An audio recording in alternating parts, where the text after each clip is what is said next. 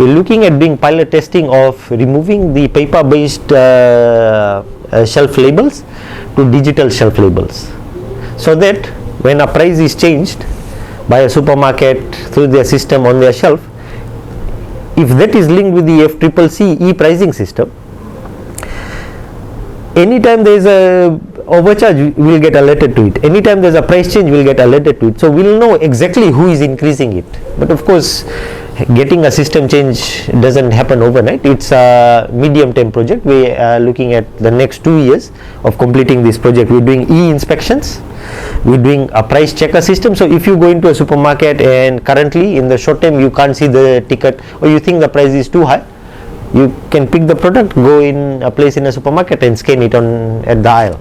You'll be able to know what the system based price is. We also are looking at things like temperature monitoring. We found through our inspection that some supermarkets and shops, what they'll do is to save on electricity costs, they'll turn off the freezers at night. Now consumers can see, sometimes when you go to buy ice cream, you'll see the ice cream has shrunk a few centimeters. That's because it's melted and then it has been refrozen. And there's health concerns around this because the sugar in the ice cream crystallizes. In fact, some research shows that it could be fatal if given to infants, toddlers, younger children. So crystallized sugar, this has a lot of health concerns as well. So we also not only working at checking the price, but also should we have a temperature monitoring system that can be monitored by the FCCC so that people don't turn off these freezers, and should it be done market wide. Now all these technologies will of course have a cost. Other thing that we've noticed is, like Australia has now confirmed the 8th wave of COVID.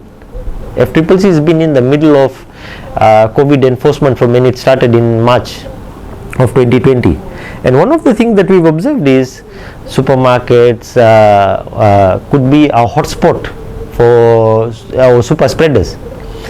Now we've been encouraging companies to invest in air purifying technology that can kill pathogens on contact, and some supermarkets have done it.